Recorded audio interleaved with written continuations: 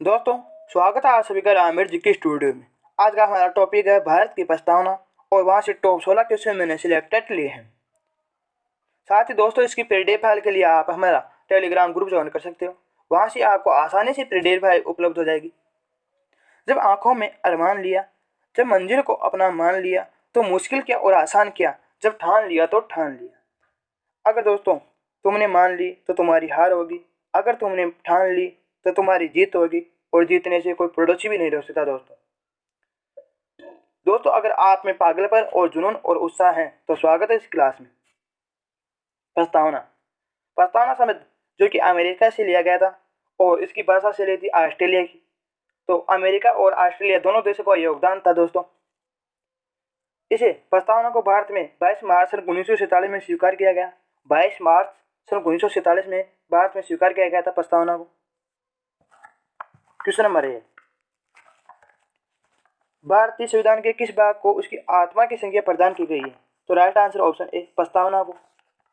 अगला question, question number 2, संविधान निर्माताओं ने किस पर विशेष ध्यान दिया था? तो राइट आंसर है ऑप्शन ए, प्रस्तावना पर विशेष ध्यान दिया था। अगला क्वेश्चन,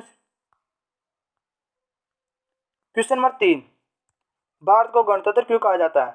गणतंत्र अर्थात गण यानी जनता, तंत्र यानी शासन, अर्थात गण जनता द्वारा शासन। तो right answer option D, right answer option D. यहाँ राज्य का प्रमुख निर्धारण अवधि के लिए चुनाव या निर्वाचन होता है। तो राइट आंसर हो जाएगा ऑप्शन डी। ठीक है दोस्तों, अगला क्वेश्चन से क्वेश्चन नंबर 4, भारत एक है। तो राइट आंसर ऑप्शन ए, धर्मनिरपेक्ष राष्ट्र है भारत, अर्थात भारत पर्टिकुलर किसी भी धर्म को मान्यता नहीं देता है। अगला क्वेश्चन है क्वेश्चन नंबर 5, धर्मनिरपेक्षता का अर्थ क्या होता है? धर्मनिरपेक्ष का अर्थ क्या होता है? तो राइट आंसर है ऑप्शन सी, राज्य सरकार द्वारा किसी भी धर्म को स्वीकार नहीं करता है। ठीक है, राइट आंसर ऑप्शन सी, राज्य सरकार द्वारा किसी भी धर्म को स्वीकार नहीं करता या करना। अगला क्वेश्चन है क्वेश्चन नंबर 6, भारत एक धर्मनिरपेक्ष राज्य है, इसका मतलब है कि भारतीय राज्य। तो राइट आंसर है इसका ऑप्शन डी, किसी भी निश्चित धर्म को समर्थन नहीं करता है या किसी भी निश्चित धर्म का समर्थन नहीं करता है। राइट आंसर है ऑप्शन डी। अगला क्वेश्चन है क्वेश्चन नंबर 7, गणतंत्र होता है, गणतंत्र क्या होता है?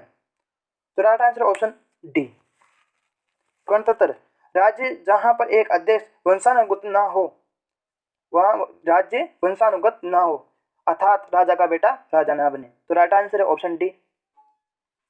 अगला क्वेश्चन, क्वेश्चन नंबर 8, निम्न में से वे दो शब्द कौन से हैं जिनका समावेशन 42वें संविधान संशोधन द्वारा संविधान की उद्देशिका में किया गया था? तो राइट आंसर ऑप्शन सी, समाजवादी और धर्मनिरपेक्ष, जो 42वें संविधान संशोधन अधिनियम 1976 के माध्यम से जोड़े गए थे दोस्तों, जिसमें 3 शब्द थे, समाजवादी, धर्मनिरपेक्ष और अखंडता। क्वेश्चन नंबर 9, अगला क्वेश्चन नंबर 9, भारतीय संविधान की प्रस्तावना में भारत को किस रूप में घोषित किया गया था? भारत को किस रूप में घोषित किया गया था? तो right answer option C, Bharat एक संप्रभुत्व संपन्न, समाजवादी, धर्मनिरपेक्ष और प्रजातांत्रिक गणराज्य है। तो राइट आंसर ऑप्शन सी। अगला क्वेश्चन, क्वेश्चन नंबर 10, भारत एक गणतंत्र है, इसका अर्थ है? भारत एक गणतंत्र है, इसका अर्थ है? तो right answer option C, Bharat में एक वंशानुगत शासन नहीं है, वंशानुगत शासन नहीं है। तो राइट आंसर ऑप्शन सी। अगला क्वेश्चन, क्वेश्चन नंबर 11, निम्न में से कौन सा शब्द भारत के संविधान की उद्देशिका में नहीं है? भारत की उद्देशिका में नहीं है। तो राइट आंसर ऑप्शन डी, लोक कल्याण, जो कि भारत की उद्देशिका में नहीं है। तो राइट आंसर ऑप्शन डी। अगला क्वेश्चन, क्वेश्चन नंबर 12, कल्याणकारी राज्य का उद्देश्य है, कल्याणकारी राज्य का उद्देश्य क्या है? तो राइट आंसर उपयुक्त भी, उपयुक्त में से कोई नहीं। राइट आंसर उपयुक्त में से कोई नहीं। अगला क्वेश्चन है क्वेश्चन नंबर 13, भारत को एक गणराज्य मुख्य रूप से माना जाता है, क्योंकि? तो राइट आंसर ऑप्शन ए, राज्याध्यक्ष का चुनाव होता है। गणराज्य इसलिए माना जाता है क्योंकि इसमें वंशानुगत नहीं है और इसमें हर प्रत्येक 5 वर्ष में चुनाव होता है दोस्तों, राज्याध्यक्ष का चुनाव होता है। तो राइट आंसर ऑप्शन ए। अगला क्वेश्चन नंबर 14, भारतीय संविधान की प्रस्तावना के सिलसिले में निम्न में से कौन सा क्रम सही है? सिलसिले में कौन सा क्रम सही है? तो राइट आंसर है option D. Right answer option D, सार्वभौम, सत्ता संपन्न, समाजवादी, धर्मनिरपेक्ष और जनवादी गणतंत्र। राइट आंसर हो जाएगा ऑप्शन डी। अगला क्वेश्चन नंबर 15,